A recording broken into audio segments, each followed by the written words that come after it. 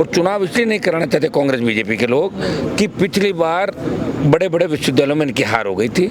चुनाव का समय कहीं थर्ड फंड निर्दलीय चुनाव नहीं जीत जाए, यदि इनको रोको एक बार। अभी वर्तमान में देखें तो आपके लोकसभा क्षेत्र से ही यहाँ के वर्तमान छात्र संघ अध्यक्ष हैं निर्मल चौधरी, वो आज इस मीटिंग में नहीं आए। सभी छात्र नेताओं को आपने बुलाया, बतौर वो छात्र संघ नहीं। मैंने नहीं बुलाया, वो लिंगडो कमेटी की सिफारिश से हटे।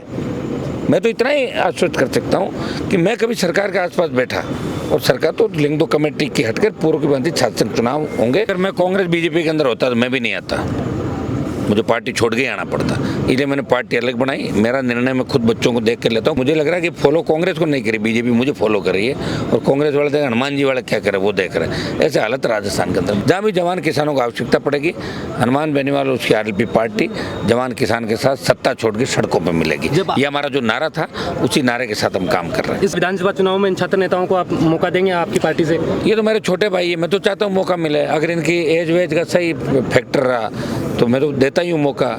लेकिन दुख मुझे इस बात का है कि ये अध्यक्ष बनने के बाद ज़्यादातर इधर उधर चले जाता है। मेरे पास कोई आएगा जब तो दूंगा मौका। नमस्कार, मैं अजय कुमार, आप देख रहे हैं बोल हिंदुस्तान।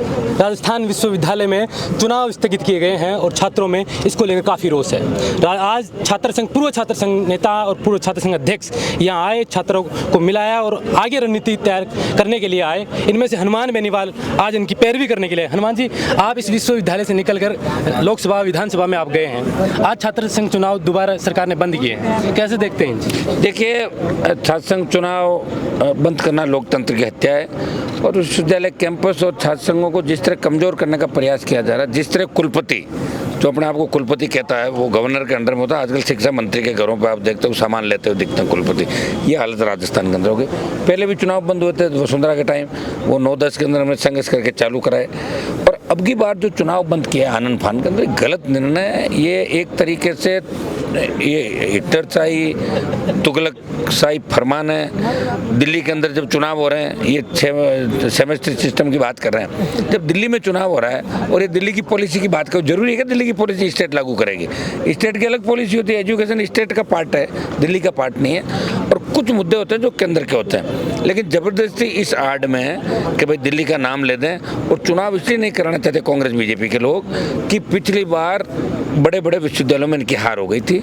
चुनाव का समय कहीं थर्ड फंड निर्दलीय चुनाव नहीं जीत जाए, यदि इनको रोको एक बार, अगली बार करा देंगे। सुनो, वो कह रहे हैं कि अगली बार तो हो जाएंगे, तो इस बार क्यों बच्चों की? अच्छा, लिंगडो कमेटी के अंदर ये है कि एक बार अगर इनकी आयु जैसे सीमा है 25 साल होगी, शायद 25 साल है ना इसका, वो निकल जाए। और दूसरा, अगर एक बार चुनाव लड़ो दोबारा नहीं लड़ सकता। कोई 100 वोट से हार गया, 50 से हार गया, तो उसका सपना अरमान बन के रह जाता है। वो लिंगडो कमेटी की सिफारिश से हटे। मैं तो इतना ही आश्वस्त कर सकता हूँ कि मैं कभी सरकार के आसपास बैठा और सरकार तो लिंगडो कमेटी की हटकर पूर्व की भांति छात्र संघ चुनाव होंगे और छात्र संघों को मजबूत राजस्थान के अंदर करने की आवश्यक। छात्र संघों के माध्यम से जो नेता देश के अंदर हुए, प्रदेश के अंदर बेबाकी से अपनी बात भी कही, मजबूती दिखाई और हमेशा गरीब और पीड़ित सोच के लड़ते हुए नजर आते हैं। छात्र संघ चुनाव कराने को लेकर आज जो बैठक रखी विश्वविद्यालय के छात्र नेताओं ने, एक पारिवारिक कार्यक्रम था। पूर्व छात्र संघ अध्यक्ष मिलन समारोह जो नाम दिया इन्होंने, लेकिन इतने छात्र संघ अध्यक्ष करीब 20 के करीब होंगे, लेकिन आपने देखा कि यहाँ आए नहीं। कुछ मिनिस्टर भी हैं, कुछ बीजेपी के नेता भी हैं, जानबूझ के नहीं आए, कुछ आना नहीं चाहते। मिला जुला खेल है ना, छात्र राजनीति से आए हैं, वो हार गए थे चुनाव। लेकिन आप ये राजनीति से आए ना, चुनाव जीते नहीं थे मुख्यमंत्री जी। वो मैं तो सूची देख रहा जो जिला के अध्यक्ष होंगे, उसमें इनका नाम नहीं है कहीं भी। लेकिन अभी भी सरकार में कई ऐसे छात्र नेता हैं जो इस राजस्थान विश्वविद्यालय से निकले हैं और अलग अलग यूनिवर्सिटी से निकलकर आज मुख्य धारा की राजनीति में है। आप बतौर यहाँ की छात्र संघ अध्यक्ष लोकसभा और विधानसभा तक पहुंचे, लेकिन यहाँ छात्रों को रोक देना कैसे देखते हैं सरकार की? अगर मैं कांग्रेस बीजेपी के अंदर होता तो मैं भी नहीं आता, मुझे पार्टी छोड़ के ही आना पड़ता। इसलिए मैंने पार्टी अलग बनाई। मेरा निर्णय मैं खुद बच्चों को देख कर लेता हूँ। पहले दिन मैं जब इनका आया तो मेरे हिसाब से पहला बयान अगर राजस्थान में किसी ने दिया तो मैंने दिया था। उसके बाद बीजेपी के कुछ लोगों के ट्वीट आने शुरू हुए। जब मैं मुझे लग रहा है कि फॉलो कांग्रेस को नहीं करी, बीजेपी मुझे फॉलो कर रही है और कांग्रेस वाले देख हनुमान जी वाले क्या करे वो देख रहे हैं। ऐसे हालत राजस्थान के अंदर बन गई। बीजेपी विपक्ष में, लेकिन छात्र संघ चुनावों को लेकर नहीं है। एबीवीपी संगठन के महासचिव अरविंद जरूरी अपने आप कर लेंगे।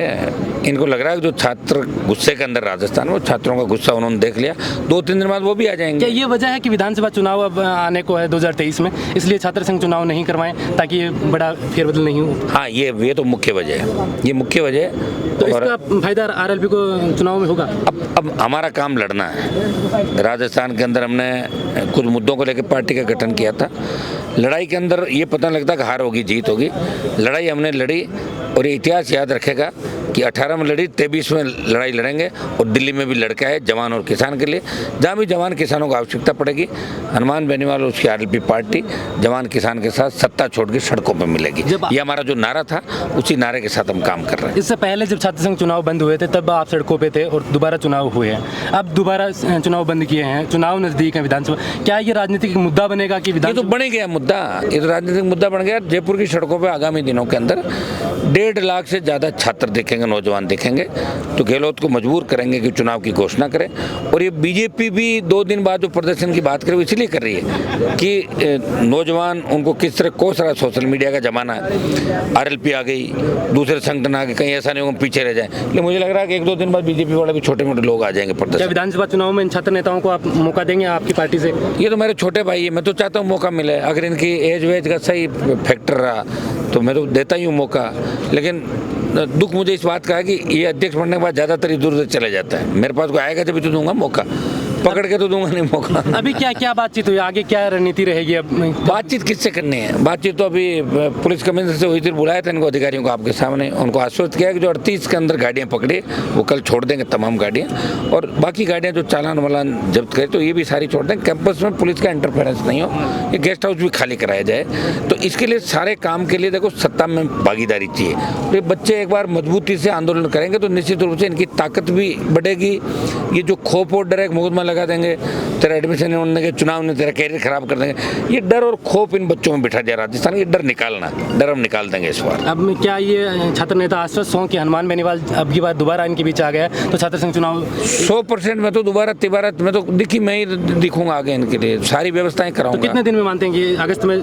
कल घोषणा कर देंगे ना रैली, जो बड़ी रैली जयपुर की, और ये टीमें बन गई यहाँ के छात्र नेताओं के विश्वविद्यालय छात्र, चूंकि राजस्थान विश्वविद्यालय लीड कर रहा है राजस्थान को, सबसे बड़ा विश्वविद्यालय, तो ये बच्चे टीमें बना के जोधपुर, बीकानेर, कोटा, उदयपुर, भरतपुर, अलवर, सीकर, अजमेर और राजस्थान विश्वविद्यालय तमाम जगह कॉलेजों के अंदर हमारी छात्र छात्राएं, ये छोटे भाई छोटे बहन हैं, ये सब जाएंगे वहाँ पे, उनको मोटिवेट करेंगे, सबसे बात करेंगे सोशल साइट के माध्यम से लाइव आके। अभी पूरे प्रदेश के अंदर एक ही बात है, अभी कई बच्चों से मैं बात करता हूँ तो कह रहे साहब चुनाव होंगे ही नहीं, नर्वस हो गए। जोधपुर से जैसे वहाँ जो चुनाव लड़ने वाली टीम जो मुख्यमंत्री के नज़दीकी लोग हैं तो टेंट उठा के चले गए अपना, कि अपने क्या फ़र्क पड़ता है, अगली बार हो जाएगा।